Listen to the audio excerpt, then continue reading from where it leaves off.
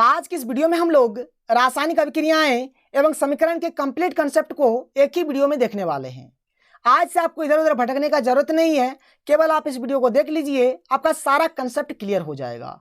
तो चलिए एक एक करके हम लोग हर एक टॉपिक को देखते हैं। और सबसे पहले हम लोग बात करते हैं कि भौतिक परिवर्तन और रासायनिक परिवर्तन का मतलब क्या होता है। तो देखिए, भौतिक परिवर्तन को इंग्लिश से हम लोग फिजिकल चेंजेस कहते हैं और रासायनिक परिवर्तन को इंग्लिश से हम लोग केमिकल चेंजेस कहते हैं। और यहाँ पर भौतिक परिवर्तन और रासायनिक परिवर्तन को जानने से पहले हमें जानना पड़ेगा कि परिवर्तन मतलब क्या होता है। ठीक है, तो देखिए सबसे पहले हम लोग बात करते हैं परिवर्तन। मान के चलिए आपके पास कोई वस्तु है या फिर कोई पदार्थ है।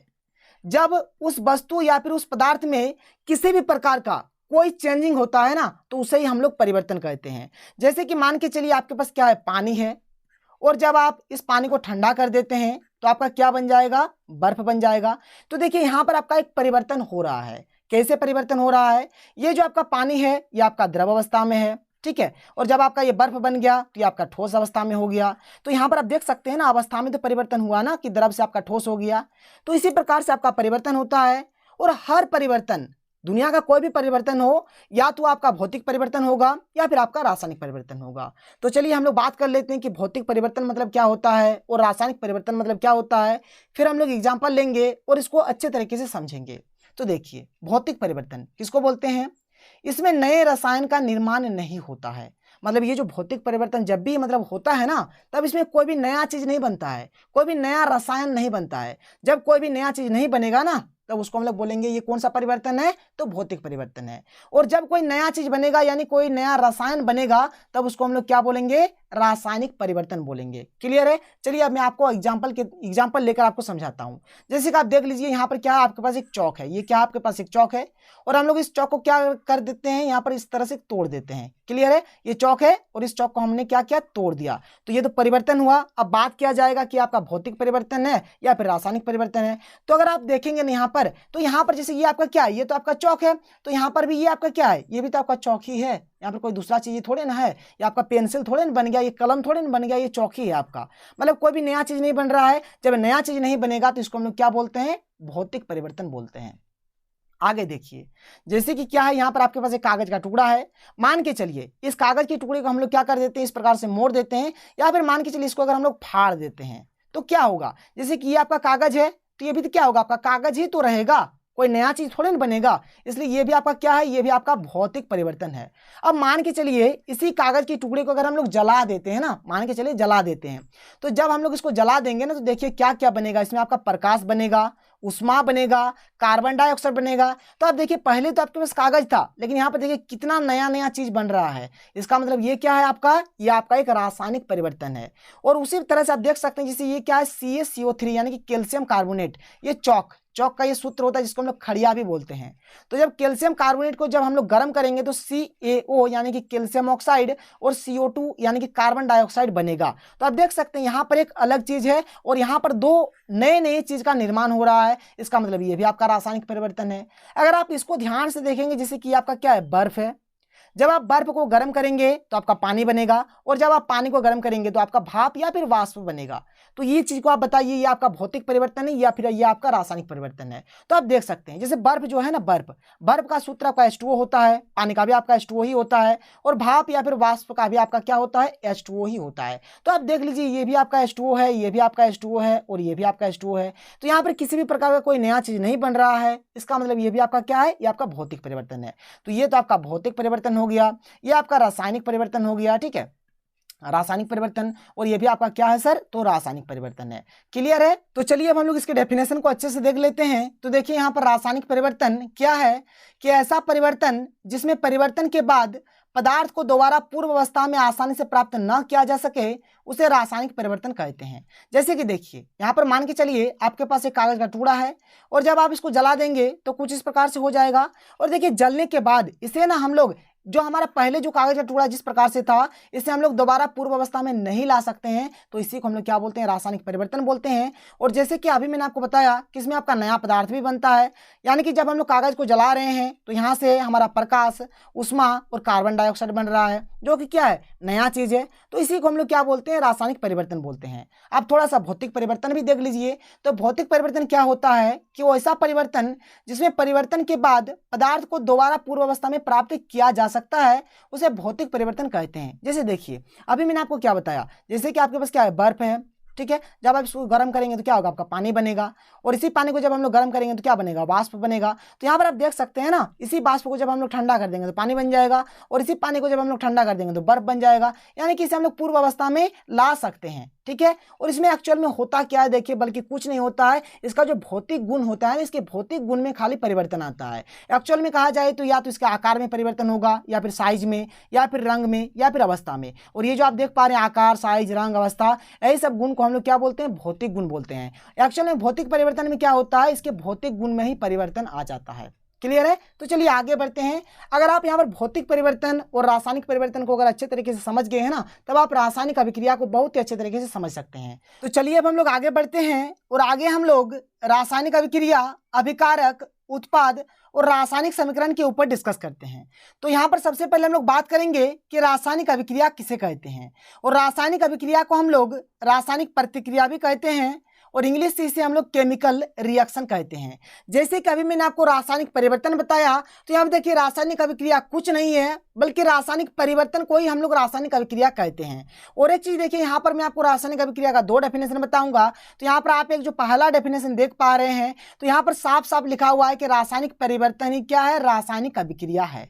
आप कंप्लीट देख लीजिए कि जब भी कोई रासायनिक परिवर्तन होती है तो हम कहते हैं कि रासायनिक अभिक्रिया हुई, अतः रासायनिक परिवर्तन ही रासायनिक अभिक्रिया है। क्लियर है? तो जैसे कि आप देख सकते हैं यहाँ पर ये एक हमारे पास एक अभिक्रिया है, क्या है, कार्बन प्लस ऑक्सीजन। यहाँ पर ये जो तीर वाला जो चिन्ह देते हैं इसको हम लोग से पढ़ते हैं, ठीक है। यानी कार्बन प्लस ऑक्सीजन से क्या बनेगा, कार्बन डाइऑक्साइड बनेगा, जिसको हम लोग क्या बोलते हैं, रासायनिक अभिक्रिया बोलते हैं। अभी मैं आपको आगे पढ़ाऊंगा। तो यहाँ पर ये जो कार्बन है, यहाँ पर ये जो ऑक्सीजन है, यहाँ पर ये जो कार्बन डाइऑक्साइड है, ये सबको जब हम लोग सूत्र या फिर संकेत के रूप में लिख देते हैं तो इसे हम लोग रासायनिक समीकरण कहते हैं। इसके बारे में मैं आपको अभी आगे बताऊंगा, आपको टेंशन नहीं लेना है। तो ये आपका एक डेफिनेशन है रासायनिक अभिक्रिया का, जो आप समझ सकते हैं। मतलब रासायनिक अभिक्रिया कुछ नहीं है, बल्कि जो रासायनिक परिवर्तन है उसे ही हम लोग रासायनिक अभिक्रिया कहते हैं। आगे देखिए यहाँ पर इसका उदाहरण, जैसे कि मैंने आपको बताया रासायनिक परिवर्तन में कि कैल्शियम कार्बोनेट से क्या बनता है, calcium oxide plus carbon dioxide. ये हमारा रासायनिक अभिक्रिया है। और जब इसको हम लोग क्या करेंगे, संकेत के रूप में या फिर सूत्र के रूप में जब इसको लिख देंगे तो इसे हम लोग रासायनिक समीकरण कहते हैं। जैसे आप देख सकते हैं CaCO3 इसका होता है सूत्र, इसका होता है CaO, ठीक है, और इसका होता है CO2, और ये हमारे क्या है, रासायनिक समीकरण है। इसके दूसरे डेफिनेशन को आप देख लीजिए। जैसे कभी मैंने आपको बताया क्या है कि जब 2 या 2 से अधिक पदार्थ मिलकर एक या एक से अधिक नए गुणधर्म वाले पदार्थों का निर्माण करते हैं तो इस प्रक्रिया को रासायनिक अभिक्रिया कहते हैं। इसका मतलब क्या हुआ कि मान के चलिए कि यहाँ पर कोई भी 2 या 2 से अधिक पदार्थ रहेगा जो मिलकर क्या करेगा, एक या एक से अधिक नए गुणधर्म वाले पदार्थ का निर्माण करेगा, तो इसे हम लोग रासायनिक अभिक्रिया कहते हैं। और रासायनिक अभिक्रिया को हम लोग तीर चिन्ह के द्वारा इसको दर्शाते हैं। क्लियर है? जैसे आप देख सकते हैं कि कार्बन और ऑक्सीजन में जब अभिक्रिया कराते हैं तो कार्बन डाइऑक्साइड का निर्माण होता है। और यहाँ पर ये जो कार्बन है और ये जो ऑक्सीजन, आप देखिए ये भी एक अलग चीज है, मतलब एक दूसरा पदार्थ है, ये भी एक अलग सा पदार्थ है। लेकिन यहाँ पर जब बन रहा है तो ये भी एक नया पदार्थ बन रहा है। तो बस इसी को हम लोग क्या बोलते हैं, रासायनिक अभिक्रिया बोलते हैं। आगे देखिए, जैसे आप देख सकते हैं कि हाइड्रोजन और ऑक्सीजन मिलकर जल का निर्माण करते हैं। जैसे कि हाइड्रोजन प्लस ऑक्सीजन से क्या, जल। उसी प्रकार से हाइड्रोजन और क्लोरीन मिलकर हाइड्रोजन क्लोराइड का निर्माण करते हैं। यहाँ पर देखिए हाइड्रोजन प्लस क्लोरीन से क्या होगा, हाइड्रोजन क्लोराइड। तो चलिए अब हम लोग आगे बात करते हैं, और अभी हम लोग यहाँ पर अभिकारक और उत्पाद के बारे में डिस्कस करेंगे। तो देखिए अभिकारक उत्पाद कुछ नहीं होता है, बल्कि क्या होता है, यहाँ पर मैं आपको थोड़ा समझा देता हूँ, फिर मैं आपको डेफिनेशन बताऊंगा। ये जो आप तीर का चिन्ह देख रहे हैं ना, तो तीर चिन्ह की इस साइड में जो भी होता है, तीर चिन्ह की इस साइड में जो भी होता है इसी को हम लोग बोलते हैं अभिकारक, और तीर चिन्ह के इस साइड में जो भी होता है इसको हम लोग क्या बोलते हैं, उत्पाद। क्लियर बात समझ में आया? इसमें आपका ये हो जाएगा उत्पाद, और इधर वाला आपका क्या हो जाएगा, तो इधर वाला आपका हो जाएगा अभिकारक। तो चलिए मैं आपको अच्छे तरीके से बता देता हूँ तो इसको पढ़ने से पहले यहाँ पर थोड़ा सा एक इंपॉर्टेंट क्वेश्चन है, पहले हम लोग देख लेते हैं क्या है कि रासायनिक अभिक्रिया को निर्धारित करने वाले कारकों को लिखें। ठीक है, तो देखिए रासायनिक अभिक्रिया को किस प्रकार से निर्धारित किया जाता है। तो रासायनिक अभिक्रिया को निर्धारित करने वाले निम्नलिखित कारक है। जैसे जब भी कोई रासायनिक अभिक्रिया होता है ना, तो उसमें या तो अवस्था में परिवर्तन होगा, या फिर रंग रूप में परिवर्तन होगा, या फिर गैस का निकलना कि गैस भी साथ साथ में निकलता है, तापमान में परिवर्तन होता है इत्यादि। तो ये सब क्या है, रासायनिक अभिक्रिया को निर्धारित करने वाले कारक है। क्लियर है। तो चलिए आगे बात करते हैं। आगे देखिए, जैसे कि अभी मैंने आपको बताया, अभी हम लोग बात करेंगे अभिकारक, जिसे हम लोग इंग्लिश से रिएक्टेंट कहते हैं, और उत्पाद जिसे हम लोग इंग्लिश से क्या कहते हैं, प्रोडक्ट कहते हैं। देखिए अभिकारक को हम लोग अभिकर्मक भी बोलते हैं, और इसे हम लोग प्रतिकारक भी कहते हैं, और इंग्लिश से इसे हम लोग रिएक्टेंट कहते हैं। तो देखिए क्या होता है, अभी मैंने आपको बताया ये जो तीर चिन्ह है, तीर चिन्ह के इस साइड में जो भी आपका होता है, इसी को हम लोग क्या बोलते हैं, अभिकारक बोलते हैं। एक्चुअल में अभिकारक क्या होता है कि किसी रासायनिक अभिक्रिया में भाग लेने वाले तत्वों या यौगिकों को अभिकारक कहते हैं। क्लियर है। अभिकारक हमेशा तीर चिन्ह के बाएं ओर होता है, मतलब ये जो तीर चिन्ह है, तीर चिन्ह की इस साइड में हमेशा ये जो होता है, ये हमारा क्या होता है, अभिकारक होता है, और इधर वाला जो होता है ये हमारा उत्पाद होता है। तो चलिए अब हम लोग उत्पाद के बारे में डिस्कस कर लेते हैं। उत्पाद को हम लोग प्रतिफल भी बोलते हैं, और इंग्लिश से हम लोग प्रोडक्ट बोलते हैं। तो जब भी मतलब कोई रासायनिक अभिक्रिया हो जाता है ना, तो रासायनिक अभिक्रिया जब होने के बाद जो भी नया पदार्थ बनता है उसे ही हम लोग उत्पाद कहते हैं, और उत्पाद को हमेशा हम लोग तीर चिन्ह के दाएं ओर लिखते हैं। आप देख सकते हैं यहाँ पर लिखा हुआ है कि रासायनिक अभिक्रिया के फलस्वरूप बने नए पदार्थ को उत्पाद कहते हैं। उत्पाद हमेशा तीर चिन्ह के दाएं ओर होता है, मतलब इस साइड में। ठीक है, जैसे हाइड्रोजन प्लस ऑक्सीजन, ये हमारा क्या था, ये तो हमारा अभिकारक था, और इधर ये जो है ये हमारा क्या है, उत्पाद है। तो चलिए आगे बढ़ते हैं और आगे डिस्कस करते हैं। अभी मैंने आपको रासायनिक समीकरण के बारे में भी मैंने आपको थोड़ा सा बताया। रासायनिक समीकरण क्या होगा, ये जो आप देख पा रहे हैं, इधर वाले को हम लोग क्या बोलते हैं सर, अभी मैंने आपको बताया, इधर वाले को हम लोग बोलेंगे अभिकारक, और इधर वाला जो होता है, इधर वाला, इसको हम लोग क्या बोलते हैं, उत्पाद। इसका मतलब क्या हुआ, देखिए कि यहाँ पर ये जो अभिकारक है और ये जो उत्पाद है, जब हम लोग क्या करते हैं, इसको संकेत के रूप में या फिर जब सूत्र के रूप में जब लिख देते हैं ना, तो इसे ही हम लोग रासायनिक समीकरण कहते हैं।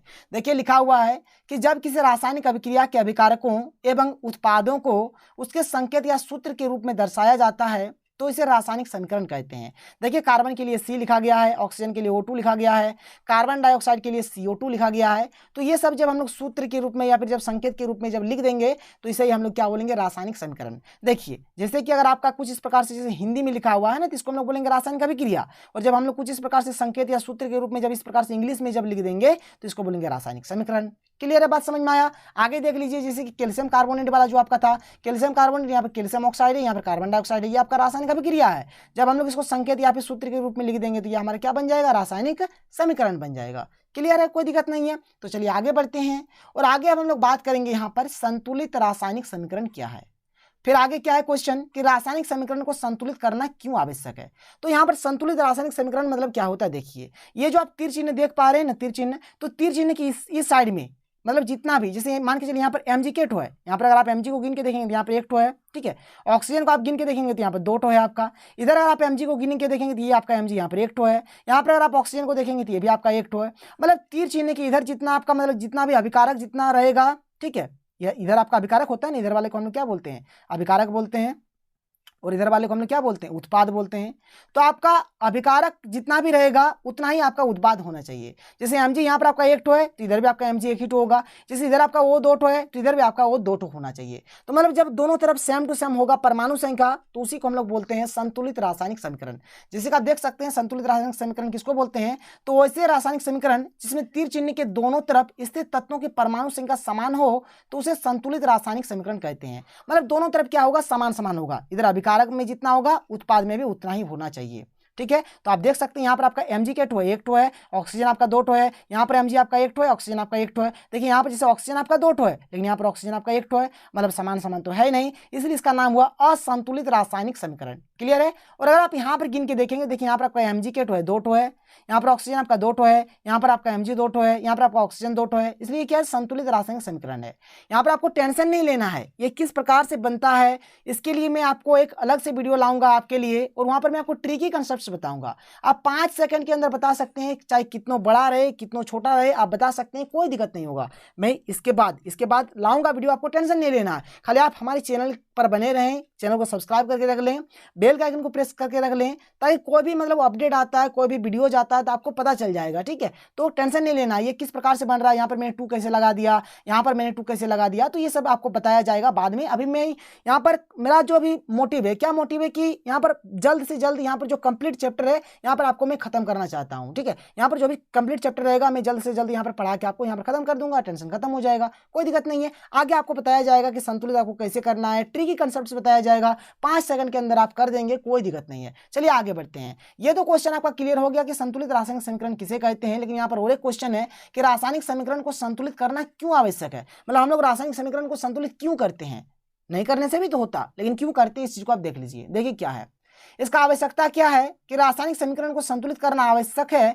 ताकि द्रव्यमान संरक्षण के नियम का पालन कर सके। मतलब जो द्रव्यमान संरक्षण का जो नियम होता है ना, उस नियम को पालन कराने के लिए हम लोग क्या करते हैं, किसी भी रासायनिक समीकरण को संतुलित करते हैं। अब ये द्रव्यमान संरक्षण का नियम क्या होता है, जैसे कि यहाँ पर तो बोल तो दिया, लेकिन क्या होता है देख लीजिए।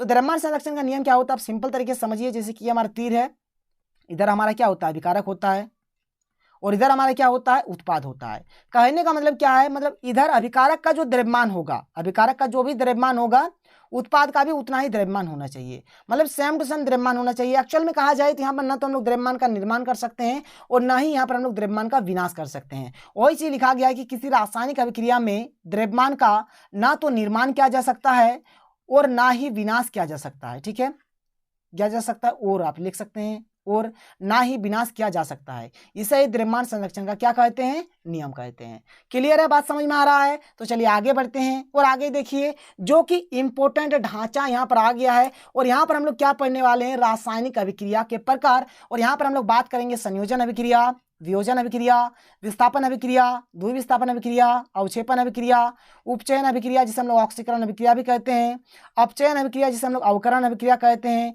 फिर प्रकाश रासायनिक अभिक्रिया के बारे में पढ़ेंगे, उसमें रासायनिक अभिक्रिया, उष्माक्षेपी, उष्माशोषी, रेडॉक्स अभिक्रिया और उदासीनीकरण अभिक्रिया के बारे में पढ़ेंगे। यानी जो भी आपकी किताब में जो जो अभिक्रिया है, जितने टाइप का जो भी अभिक्रिया है, सब मैं आपको एक एक करके बताता हूं। तो चलिए स्टार्ट करते हैं। तो देखिए सबसे पहले हम लोग बात करते हैं संयोजन अभिक्रिया, ठीक है, जिसे हम लोग इंग्लिश से कहते हैं कॉम्बिनेशन रिएक्शन। देखिए संयोजन अभिक्रिया का मतलब क्या होता है, संयोजन का मतलब होता है जुड़ जाना। संयोजन का मतलब क्या होता है, जुड़ जाना। पहले तो आप इस चित्र को देखिए तब आप समझ पाएंगे। ठीक है, यहाँ पर क्या होता है, देखिए जैसे यहाँ पर 2 आकृति है, ये वाला है, ये वाला है, जुड़ के कुछ इस प्रकार से एक बन गया। यहाँ पर देखिए 3 कुछ अलग अलग सा है, लेकिन जुड़ के कुछ इस प्रकार से बन गया। यहाँ पर भी देखिए कुछ इस प्रकार से है और ये जुड़ के कुछ इस प्रकार से बन गया। मतलब संयोजन का मतलब है जुड़ना। मतलब क्या होगा कि आपका अभिकारक कितनों भी हो, मतलब 2 या 2 से अधिक अभिकारक रहेगा, लेकिन जुड़ के क्या होगा, एक उत्पाद का निर्माण करेगा। क्लियर, बात समझ में आया? मतलब यहाँ पर आपका 2 या 2 से अधिक अभिकारक रहेगा और जुड़कर क्या बनाएगा, एक उत्पाद का निर्माण करेगा। तो देख लीजिए यहाँ पर वही लिखा हुआ है कि जब 2 या 2 से अधिक अभिकारक अभिक्रिया करके एक ही उत्पाद का निर्माण करें तो इस अभिक्रिया को संयोजन अभिक्रिया कहते हैं। जैसे कि C+O2 से CO2, 2Mg+O2 से 2MgO। यहाँ पर जो भी मतलब समीकरण है मैंने संतुलित करके रखा है। संतुलित कैसे किया जाता है कोई प्रॉब्लम नहीं है, ऐसे आप देख सकते हैं हमारे चैनल पे पहले से भी मतलब इसके ट्रिक का वीडियो बना हुआ है, आप देख सकते हैं, या फिर मैं आपको आगे और अच्छे से बताऊंगा, आपको टेंशन नहीं लेना है। तो देखिए यहाँ पर CO2 अलग अलग है, लेकिन यहाँ पर जुड़ के एक उत्पाद बन रहा है। यहाँ पर भी Mg और O2 अलग अलग है, लेकिन यहाँ पर जुड़कर क्या हो रहा है, एक उत्पाद का निर्माण हो रहा है। तो ये चित्र के माध्यम से आप समझ पा रहे हैं, कोई इशू नहीं है। आगे बात करें, संयोजन का उल्टा क्या है, वियोजन अभिक्रिया, जिसे हम लोग बोलते हैं डिसोसिएशन रिएक्शन। और वियोजन का मतलब होता है टूट जाना। अब एक्चुअल में होगा यहाँ पर कैसे, पहले आप इस चित्र को ध्यान से देखिए।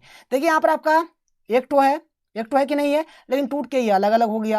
यहाँ पर भी देखिए आपका एक ही टो है, लेकिन ये टूट के कुछ 3 टो में इस प्रकार से बदल गया। यहाँ पर देखिए आपका कुछ इस प्रकार से एक टो है, लेकिन ये टूट के कुछ इस प्रकार से बदल गया। मतलब यहाँ पर होगा कि आपका एक टो अभिकारक रहेगा, लेकिन टूट कर क्या हो जाएगा, 2 या 2 से अधिक उत्पाद का निर्माण करेगा। मतलब जस्ट उसके अपोजिट, संयोजन अभिक्रिया के अपोजिट क्या है, वियोजन अभिक्रिया। मतलब संयोजन अभिक्रिया का उल्टा क्या है, आपका वियोजन अभिक्रिया। मतलब यहाँ पर देखिए, यहाँ पर आपका एक टो अभिकारक रहेगा और टूट कर क्या होगा, 2 या 2 से अधिक उत्पाद का निर्माण करेगा। तो खैर देख लेते हैं यहाँ पर इसका जो डेफिनेशन क्या था कि जब एक अभिकारक टूटकर 2 या 2 से अधिक उत्पाद का निर्माण करें तो इस अभिक्रिया को वियोजन अभिक्रिया कहते हैं। जैसे आप देख सकते हैं CaCO3 है और ये टूटकर CaO और CO2 का निर्माण कर रहा है।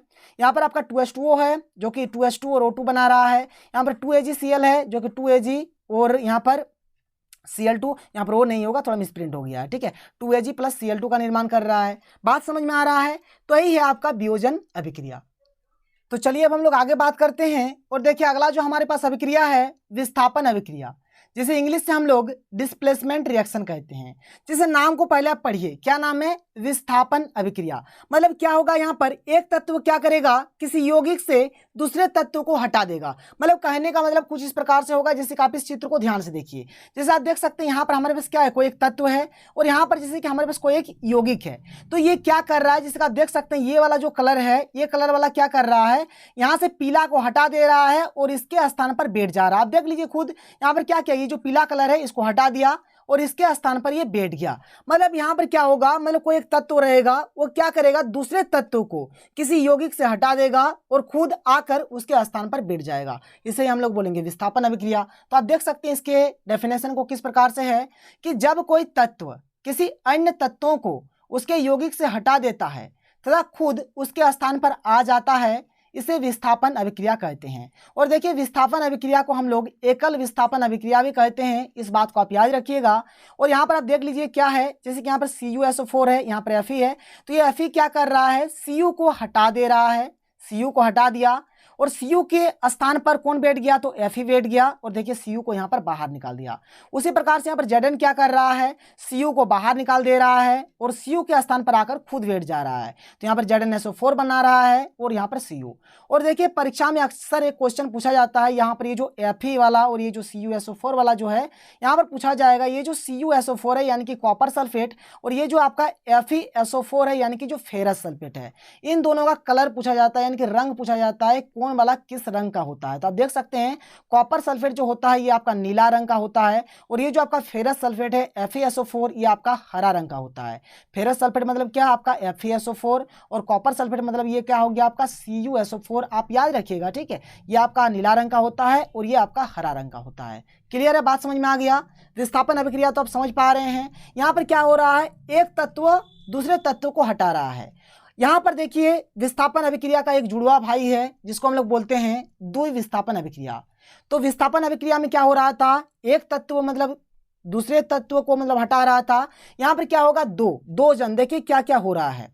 यहाँ पर देखिए ये जो कलर है, ये कलर वाला क्या करेगा, इसके स्थान पर आकर बैठ जाएगा और ये कलर वाला क्या कर रहा है, इसके स्थान पर आकर बैठ जा रहा है। मतलब समझिए ये जो पीला वाला है ये देखिए यहाँ पर आ गया और ये जो ब्लू वाला है ये आपका यहाँ पर चल गया। बात समझ में आ रहा है, मतलब दो तत्व क्या कर रहा है, यहाँ पर अपने स्थान का अदला बदली कर रहा है। बात समझ में आया। खैर आगे बढ़ते हैं। आगे देखिए इसके डेफिनेशन को कुछ आप इस प्रकार से लिखेंगे कि जब दो यौगिक अपने आयनों, यहाँ पर एक अनुस्वर दीजिएगा, जब दो यौगिक अपने आयनों का आदान प्रदान करके दो नए यौगिक का निर्माण करता है तो उसे द्विविस्थापन अभिक्रिया कहते हैं, जिसे इंग्लिश से हम लोग डबल डिस्प्लेसमेंट रिएक्शन कहते हैं और इसे हम लोग उभय विस्थापन अभिक्रिया भी कहते हैं। और इसके लिए आप मतलब एग्जाम्पल देख सकते हैं Na2SO4 BaCl2, यहाँ पर आपका BaSO4 और यहाँ पर NaCl। क्लियर है, एक्चुअल में 2NaCl है, संतुलित करने के लिए 2 लगाया गया है।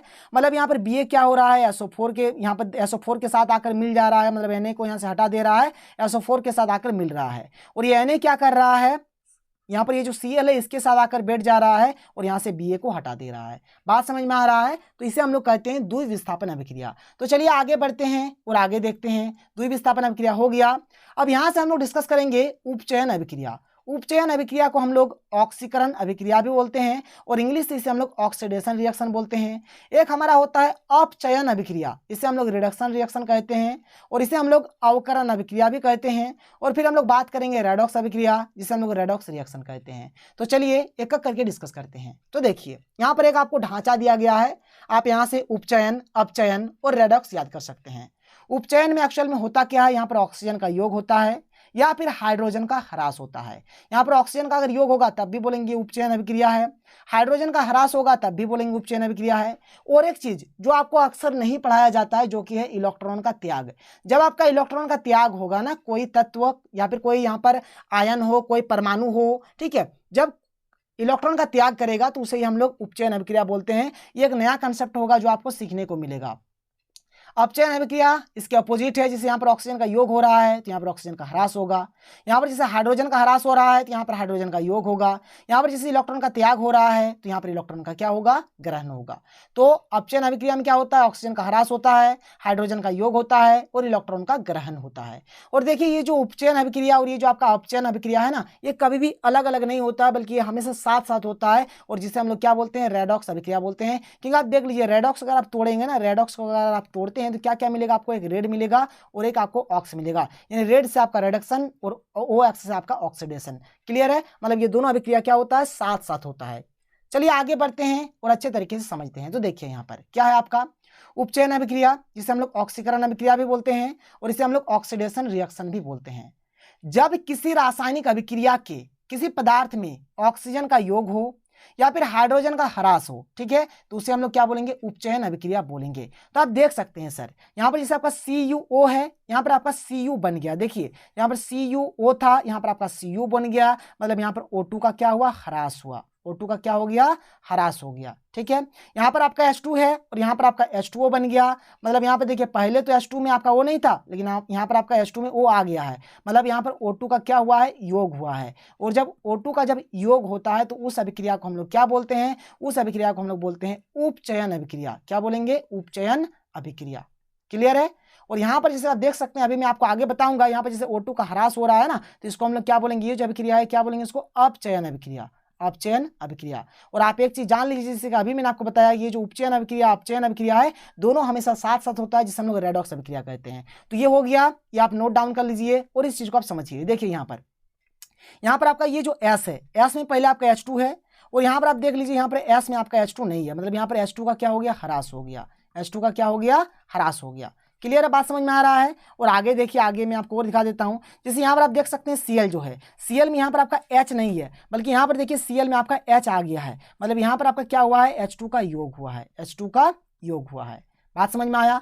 नीचे में आपका H2 का ह्रास हो रहा है, यहाँ पर आपका H2 का योग हो रहा है। और जब H2 का ह्रास होता है ना, H2 का जब ह्रास होता है तो इसी को हम लोग क्या बोलते हैं सर, इसको हम लोग बोलते हैं उपचयन अभिक्रिया या फिर ऑक्सीकरण अभिक्रिया। जिसे हम लोग क्या बोलेंगे, उपचयन अभिक्रिया बोलेंगे। और ये जो ऊपर वाला था ये वाला, इसको हम लोग क्या बोलेंगे, अपचयन अभिक्रिया बोलेंगे। क्या बोलेंगे, अपचयन अभिक्रिया या फिर अवकरण अभिक्रिया।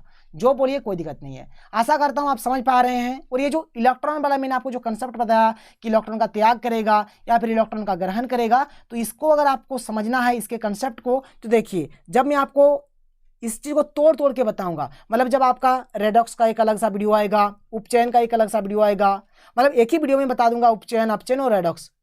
संयोजन का अलग वीडियो रहेगा, वियोजन का अलग रहेगा। तो वहां पर मैं आपको बहुत ही अच्छे तरीके से इस कंसेप्ट को बताऊंगा। लेकिन फिलहाल आप अभी इतने कंसेप्ट को याद रखिए। जब आपका क्या हो, ऑक्सीजन का योग हो या फिर हाइड्रोजन का जब ह्रास हो, तो ये कौन सा अभिक्रिया होता है, उपचयन बोलिए या फिर ऑक्सीकरण बोलिए। क्लियर है, बात समझ में आ रहा है, कोई दिक्कत वाली बात नहीं है। आगे बात करें तो सेम टू सेम वही चीज है। यहाँ पर अपचयन या फिर अवकरण बोलिए तो यहाँ पर आपका क्या होगा, ऑक्सीजन का आपका ह्रास होगा और हाइड्रोजन का योग होगा। एग्जाम्पल आपका सेम है, वहां पर मैंने आपको बता दिया, तो यहाँ पर बताने का जरूरत नहीं है। आगे बढ़ते हैं और आगे देखते हैं। अगला जो हमारा है क्या है, ऊष्मीय रासायनिक अभिक्रिया। अब ये ऊष्मीय रासायनिक अभिक्रिया को इंग्लिश में हम लोग क्या बोलते हैं, तो थर्मोकेमिकल रिएक्शन बोलते हैं। और ये दो प्रकार से होता है, एक हमारा होता है ऊष्माक्षेपी रासायनिक अभिक्रिया और एक होता है ऊष्माशोषी रासायनिक अभिक्रिया। तो चलिए एक एक करके डिस्कस करते हैं। सबसे पहले बात करते हैं ऊष्मीय रासायनिक अभिक्रिया। देखिए ऊष्मीय रासायनिक अभिक्रिया, नाम से ही समझ में आ रहा कि यहाँ पर ऊष्मा का बात होगा। मतलब क्या हो, या तो ऊष्मा का उत्सर्जन हो या फिर ऊष्मा का अवशोषण हो। कहने का मतलब क्या है, जैसे मान के चलिए हमारा जो अभिक्रिया हो रहा है, मतलब अभिक्रिया होने के बाद हमारा ऊष्मा बने या फिर अभिक्रिया जब होगा उस टाइम हमारा ऊष्मा लगे। बात समझ में आ रहा है। मतलब जब अभिक्रिया होगा उससे पहले मान के चलिए अगर हमें ऊष्मा देना पड़े तो यह भी हमारा ऊष्मीय रासायनिक अभिक्रिया होगा। और मान के चलिए कि अभिक्रिया होने के बाद अगर ऊष्मा निकल रहा है तो उसे भी हम लोग ऊष्मीय रासायनिक अभिक्रिया बोलेंगे।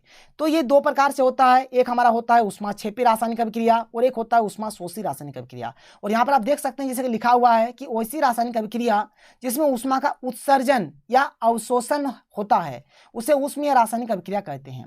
और देखिए एक बार आपका क्या होगा, उत्सर्जन होगा, मतलब ऊष्मा आपका निकलेगा, और अवशोषण मतलब क्या है कि आपका ऊष्मा लगेगा। ठीक है, तो दोनों केस में ये जो होगा आपका, इसी को हम लोग बोलेंगे ऊष्मीय रासायनिक अभिक्रिया। तो चलिए अब हम लोग ऊष्माक्षेपी रासायनिक अभिक्रिया और ऊष्माशोषी रासायनिक अभिक्रिया को देखते हैं।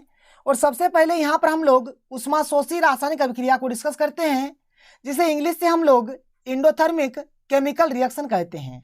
और यहाँ पर अभी मैंने आपको ऊष्मीय रासायनिक अभिक्रिया के बारे में बताया। और देखिए ऊष्मीय रासायनिक अभिक्रिया में क्या होता है, या तो अभिक्रिया होने के बाद ऊष्मा निकलता है या फिर अभिक्रिया कराने के लिए हमें ऊष्मा देना पड़ता है। यानी क्या हुआ, या तो ऊष्मा निकलेगा या फिर ऊष्मा हमें देना पड़ेगा। और देखिए जब ऊष्मा निकलता है तो इसे हम लोग कहते हैं ऊष्मा का उत्सर्जन हुआ। क्या कहेंगे कि यहाँ पर ऊष्मा का उत्सर्जन हो रहा है। और जब ऊष्मा लगेगा किसी अभिक्रिया को कराने के लिए तो उसे हम लोग कहते हैं कि यहाँ पर ऊष्मा का क्या हो रहा है, तो अवशोषण हो रहा है। बात समझ में आया, कोई दिक्कत नहीं है। और यहाँ पर देखिए ऊष्मा शोषी रासायनिक अभिक्रिया, तो यहाँ पर आपको एक वर्ड देखने को मिल रहा है शोषी। तो शोषी से आपको याद रखना है शोषण यानी कि अवशोषण। क्लियर, बात समझ में आया। देखिए शोषी अवशोषण, शोषी अवशोषण, ये जो है क्या है, एक ही टाइप का वर्ड है। जैसे कि आपको लग रहा होगा पढ़ने में, मतलब एक ही टाइप का चीज है। जैसे यहाँ पर आप देख सकते हैं शोषी है तो यहाँ पर आपका शोषण है। क्लियर है। मतलब एक्चुअल में ऊष्मा शोषी रासायनिक अभिक्रिया में क्या होता है कि अभिक्रिया कराने के लिए हमें यहाँ पर ऊष्मा देना पड़ता है। बात समझ में आया, मतलब यहाँ पर ऊष्मा का अवशोषण होता है। तो जिस अभिक्रिया में ऊष्मा का अवशोषण होगा उसे हम लोग ऊष्मा शोषी रासायनिक अभिक्रिया कहेंगे। और जिसमें ऊष्मा का उत्सर्जन होगा यानी अभिक्रिया होने के बाद जिसमें ऊष्मा निकलेगा उसे हम लोग क्या कहेंगे, तो ऊष्मा क्षेपी रासायनिक अभिक्रिया कहेंगे। तो यहाँ पर देखिए ऊष्मा शोषी रासायनिक अभिक्रिया में क्या है कि वैसी रासायनिक अभिक्रिया जिसमें ऊष्मा का अवशोषण होता है उसे ऊष्मा शोषी रासायनिक अभिक्रिया कहते हैं। और आप देख लीजिए यहाँ पर क्या है, CaCO3 है। जब हम लोग इसमें ऊष्मा दे रहे हैं तब ये CaO और CO2 में बदल जा रहा है। और ये जो समीकरण है इस समीकरण को कुछ हम लोग इस प्रकार से भी लिख सकते हैं। आप प्लस देखिए ऊष्मा को यहाँ पर लिखिए या फिर आप ऊष्मा को इस तीर चिन्ह के ऊपर में लिख दीजिए। दोनों का मतलब एक ही हुआ, मतलब यहाँ पर ऊष्मा का अवशोषण हो रहा है। मतलब क्या हुआ कि इस अभिक्रिया को कराने के लिए हमें ऊष्मा देना पड़ रहा है। और इस टाइप का जो अभिक्रिया होता है इसे हम लोग ऊष्मा शोषी रासायनिक अभिक्रिया कहते हैं। और इसके अपोजिट क्या है कि जब किसी रासायनिक अभिक्रिया के होने के बाद यानी कि रासायनिक अभिक्रिया के फलस्वरूप अगर ऊष्मा निकले यानी ऊष्मा बने, ठीक है, तो उसे हम लोग ऊष्मा क्षेपी बोलेंगे। यानी यहाँ पर ऊष्मा का उत्सर्जन होता है। जैसे आप देख सकते हैं कि वैसी रासायनिक अभिक्रिया जिसमें ऊष्मा का उत्सर्जन होता है उसे ऊष्मा क्षेपी रासायनिक अभिक्रिया कहते हैं।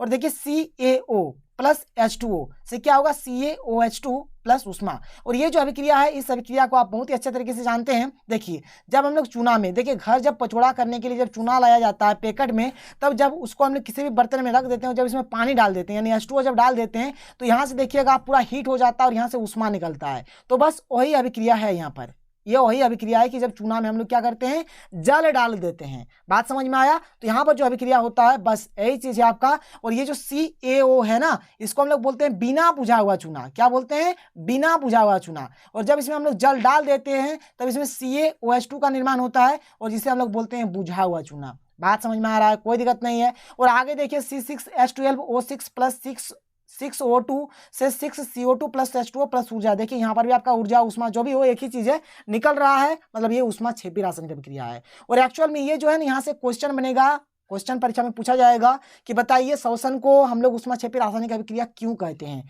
जो कि एक इंपॉर्टेंट क्वेश्चन है। जब मैं आपको बताऊंगा चैप्टर वाला क्वेश्चन तब मैं आपसे डिस्कस करूंगा, टेंशन नहीं लेना है। और देखिए ऊष्मा क्षेपी रासायनिक अभिक्रिया को इंग्लिश से हम लोग एक्सोथर्मिक केमिकल रिएक्शन कहते हैं। तो एक आपका हुआ इंडोथर्मिक, एक हुआ आपका एक्सोथर्मिक। क्लियर है, समझ में आ गया। चलिए आगे बढ़ते हैं और आगे डिस्कस करते हैं। अब हमारे पास जो अगला अभिक्रिया है क्या है सर, अवक्षेपण अभिक्रिया है। ठीक है, क्या है, अवक्षेपण अभिक्रिया।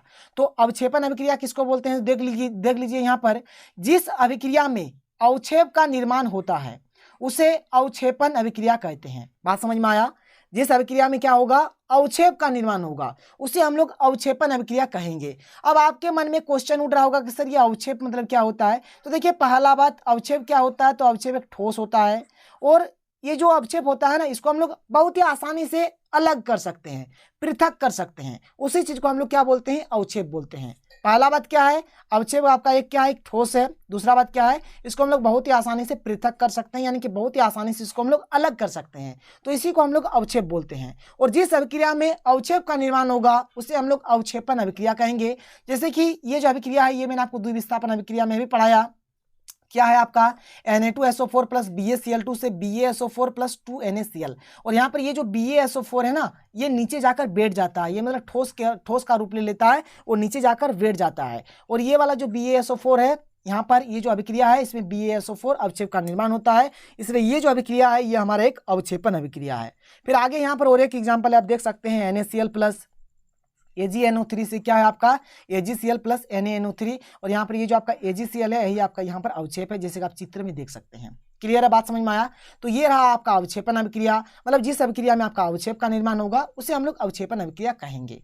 तो आगे देख लेते हैं अगला जो हमारा अभिक्रिया है क्या है, उदासीनीकरण अभिक्रिया, जिसे हम लोग बोलेंगे न्यूट्रलाइजेशन रिएक्शन। क्लियर है? तो देखिए ये उदासीनीकरण अभिक्रिया क्या होता है, मतलब जब हम लोग अम्ल और क्षारक के बीच जब अभिक्रिया कराते हैं ना, तब लवण और जल का निर्माण होता है, और ये क्या करते हैं, एक दूसरे को उदासीन कर देते हैं। बात समझ में आया? ये एक दूसरे को क्या कर देते हैं, उदासीन कर देते हैं, और इसी अभिक्रिया को हम लोग उदासीनीकरण अभिक्रिया कहते हैं। अब देखिए जब हम लोग अम्ल और क्षारक जो पढ़ेंगे अगले चैप्टर में बहुत ही अच्छे तरीके से डिस्कस करेंगे, टेंशन नहीं लेना है, लेकिन अभी फिलहाल आप थोड़ा सा अम्ल और क्षारक के बारे में जान लीजिए। ये जो अम्ल होता है ना, ये जलीय विलयन में घुलकर यानी कि AQ में घुलकर क्या देता है, तो H+ आयन देता है, और ये जो क्षारक है ये जल में घुलकर क्या करता है, तो OH- आयन देता है। बात समझ में आया?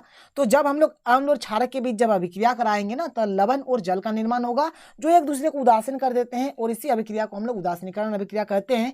जैसे आप देख सकते हैं लिखा हुआ है कि जब अम्ल एवं क्षारक के बीच अभिक्रिया कराई जाती है तो लवण एवं जल का निर्माण होता है जो एक दूसरे को उदासीन कर देते हैं, अतः इस अभिक्रिया को उदासीनीकरण अभिक्रिया कहते हैं। और यहाँ पर आप देख लीजिए, यहाँ पर ये जो NaOH है ना, NaOH ये आपका क्षारक है। जब इसको क्या करते हैं हम लोग, इसका जब जलीय विलयन लेते हैं, यहाँ पर जब इसको हम लोग जल में डालते हैं तो यहाँ से हमारा Na+ और OH- का निर्माण होता है, और ये जो आपका HCl है ये आपका क्षारक है, ठीक है, तो ये सॉरी अम्ल है, ये जो आपका HCl है ये आपका अम्ल है, और NaOH ये आपका क्षारक है, ये आपका क्षारक है, और ये आपका क्या है, अम्ल है। ठीक है, तो HCl ये जो आपका अम्ल है ना, जब इसको हम लोग क्या करते हैं, जब इसको हम लोग जल में डाल देते हैं यानी कि एक्वस में AQ में, तब यहाँ से हमारा H+ और Cl- का निर्माण होता है। क्लियर बात? तो H+ होने से आपका अम्ल होगा, और OH- आयन होने से क्या होगा, आपका क्षारक होगा। तो ये जो OH- है और ये जो H+ है ये दोनों मिलकर क्या बनाता है, H2O बनाता है, और ये आपका Na+ और ये Cl- मिलकर क्या बना देता है, NaCl यानी कि लवण बना देता है, और ये एक दूसरे को उदासीन कर देता है, इसीलिए इस अभिक्रिया का नाम रखा गया है उदासीनीकरण अभिक्रिया। क्लियर है, समझ में आया? कोई इशू नहीं है, कोई प्रॉब्लम नहीं है। चलिए आगे बढ़ते हैं और आगे देखते हैं। अगला जो अभिक्रिया है क्या है, प्रकाश रासायनिक अभिक्रिया, जिसे हम लोग इंग्लिश से फोटोकेमिकल रिएक्शन कहते हैं। नाम जैसा वैसा काम बोला जाता है ना, कि जैसा नाम वैसा काम। यहाँ पर प्रकाश रासायनिक अभिक्रिया है, मतलब जो अभिक्रिया हमारा प्रकाश की उपस्थिति में होगा, एक्चुअली में सूर्य के प्रकाश की उपस्थिति में होगा, उसे ही हम लोग प्रकाश रासायनिक अभिक्रिया कहेंगे। जैसे कि आप देख सकते हैं क्या है कि सूर्य के प्रकाश की उपस्थिति में संपन्न होने वाली अभिक्रिया को प्रकाश रासायनिक अभिक्रिया कहते हैं। यहाँ पर आप एग्जाम्पल देखिए, 2AgCl, जब सूर्य के प्रकाश में इसका अभिक्रिया कराते हैं तो 2Ag + Cl2 का निर्माण होता है, और इस अभिक्रिया को मैंने आपको वियोजन में भी बताया था। और यहाँ पर ये जो आप Cl देख पा रहे हैं, Cl की जगह पे हम लोग I भी ले सकते हैं और Br भी ले सकते हैं, कोई प्रॉब्लम नहीं है। और देखिए ये जो प्रकाश रासायनिक अभिक्रिया है इसी की मदद से ब्लैक एंड व्हाइट फोटोग्राफी किया जाता है। जैसे पहले का बात किया जाए तो जैसे पहले जिसको हम लोग श्याम श्वेत फोटोग्राफी भी बोलते हैं, यानी ब्लैक एंड व्हाइट फोटोग्राफी, इस प्रकाश रासायनिक अभिक्रिया के द्वारा ही किया जाता था। तो इसका ये एक उपयोग भी हो गया। ठीक है, चलिए आगे बात करते हैं, आगे देखते हैं। अब देखिए यहाँ पर दो टॉपिक है, एक है आपका संक्षारण और एक है आपका विकृत गंधिता, और यहाँ पर हमारा चैप्टर खत्म हो जाएगा। फिर हम लोग आगे बात करेंगे सेकंड चैप्टर, और सेकंड चैप्टर का भी मैं एक कंप्लीट मतलब एक वीडियो लेके आऊंगा जिसमें मैं आपको कंप्लीट चैप्टर का जो भी कंसेप्ट होगा एक ही वीडियो में बताऊंगा, आपको टेंशन नहीं लेना है। इससे क्या होगा, देखिए आपको इधर उधर ढूंढना नहीं पड़ेगा, एक ही जगह पर आपको कंप्लीट कंटेंट मिल जाएगा। देखिए संक्षारण किसको बोलते हैं, जो कोई भी धातु होता है ना, जब उस धातु को हम लोग खुले वायु में छोड़ देते हैं ना, तो क्या होता है, देखिए उसमें नमी होता है, आर्द्रता होता है, अम्ल होता है, और ये सब के साथ अभिक्रिया करके क्या होता है, वो संक्षारित होना स्टार्ट हो जाता है, यानी कि क्षय होना स्टार्टिंग हो जाता है, यानी कि धीरे धीरे वो नष्ट होना स्टार्टिंग हो जाता है। और इसी प्रक्रिया को हम लोग क्या बोलते हैं, संक्षारण, जिसको हम लोग इंग्लिश से क्या बोलते हैं, कोरोजन बोलते हैं। ठीक है, देखिए क्या है कि जब कोई धातु को खुले वायु में रखा जाता है तो नमी, आर्द्रता, अम्ल आदि के साथ अभिक्रिया कर संक्षारित हो जाती है, यानी कि क्षय होना स्टार्ट हो जाता है, यानी कि नष्ट होना स्टार्ट हो जाता है। इस प्रक्रिया को क्या कहते हैं, संक्षारण कहते हैं। जैसे हम आप देख सकते हैं कि लोहे में जंग लगना, तांबे के ऊपर हरा परत चढ़ना, आप देखिएगा कि तांबे के ऊपर में हरा परत चढ़ गया है, चांदी के ऊपर काला परत चढ़ जाना। ठीक है, और एक क्वेश्चन जो कि इंपॉर्टेंट है, छोटा जैसा क्वेश्चन है, सुंदर जैसा क्वेश्चन है, कि लोहे की वस्तुओं को हम पेंट क्यों करते हैं, तो इसका दो इसका कारण है। पहला है कि इसको जंग से बचाने के लिए, और दूसरा है कि सुंदर दिखने के लिए। ठीक है, तो लोहे की वस्तुओं को हम पेंट जंग से बचने तथा सुंदर दिखने के लिए करते हैं। और यहाँ पर आपका मात्र और एक टॉपिक है विकृत गंधिता, बस आपका यहाँ पर चैप्टर खत्म। विकृत गंधिता को हम लोग क्या बोलते हैं, रेंसिडिटी बोलते हैं। ठीक है, देखिए क्या होता है कि जब तेल एवं वसायुक्त खाद्य पदार्थ को लंबे समय तक खुले वायु में रखते हैं तो ये पदार्थ उपचयित होकर दुर्गंध फैलाता है। इस प्रक्रिया को विकृत गंधिता कहते हैं। बात समझ में आया? मतलब वैसा खाद्य पदार्थ जो तेल और वसा युक्त होता है ना, तब उसको जब हम लोग लंबे समय तक खुले वायु में जब छोड़ देते हैं तो ये उपचयित हो जाता है, और उपचयित होने के बाद ये क्या करता है, दुर्गंध फैलाना स्टार्ट करता है, और इसी को हम लोग क्या बोलते हैं, विकृत गंधिता। जैसे आप देखे होंगे जो खाद्य सामग्री है, जो खाने का सामान है ना, बहुत ही जल्दी, मतलब जैसे एक दिन रख देंगे तो खराब हो जाता है, इसी चीज को हम लोग क्या बोलते हैं, विकृत गंधिता। और आप एक कभी चीज सोचे होंगे, जो आप आलू का चिप्स खाते होंगे या फिर जो कुरकुरे खाते होंगे, जो पैकेट रहता है बहुत फुला हुआ रहता है, सामान तो कम रहता है लेकिन फुला हुआ बहुत रहता है। हम लोग छोटा में क्या सोचते थे, ये जो कंपनी वाला है ये हमें बुड़बक बना रहा है। बुड़बक क्या बना रहा है, खाली पैकेट फुला देता है और थोड़ा सा खाने का सामान देता है। तो एक्चुअल में बुड़बक नहीं बनाता है, एक्चुअल में होता क्या है, इसमें एक गैस भरा जाता है जिसका नाम है N2 यानी कि नाइट्रोजन। इसमें नाइट्रोजन गैस भरा जाता है, इसीलिए इसमें नाइट्रोजन गैस भरा जाता है ताकि यहाँ पर ये जो भी खाने का सामान है ये खराब ना हो। एक्चुअल में विकृत गंधिता से बचाने के लिए इसमें मतलब क्या किया जाता है, नाइट्रोजन गैस भरा जाता है। बात समझ में आया? तो यहाँ पर आपका क्वेश्चन बन सकता है कि चिप्स के पैकेट में कौन सी गैस भरी होती है, तो आप बोलिएगा नाइट्रोजन। यहाँ पर आप N2 भी बोल सकते हैं, कोई दिक्कत नहीं है। बात समझ में आया? आप N2 बोलिए या फिर नाइट्रोजन बोलिए। अगला क्वेश्चन क्या है कि तेल एवं वसायुक्त खाद्य पदार्थों को नाइट्रोजन से प्रभावित क्यों किया जाता है, तो वही बात है, विकृत गंधी होने से बचाने के लिए या फिर विकृत गंधिता से बचाने के लिए। क्लियर है? बात समझ में आया? तो यहाँ पर आपका चैप्टर खत्म हो जाता है। तो ये वीडियो आपको कैसा लगा, आप नीचे कमेंट सेक्शन पे कमेंट करके जरूर बताएं, और आपको किस किस टॉपिक का किस किस चीज़ का वीडियो चाहिए आप ये भी कमेंट सेक्शन पे कमेंट करके बताएं, और इस वीडियो को जितना हो सके ज़्यादा से ज़्यादा शेयर करें ताकि सबके पास ये कंटेंट पहुंचे। तो मिलते हैं अगले वीडियो में। Thank you. जय हिंद।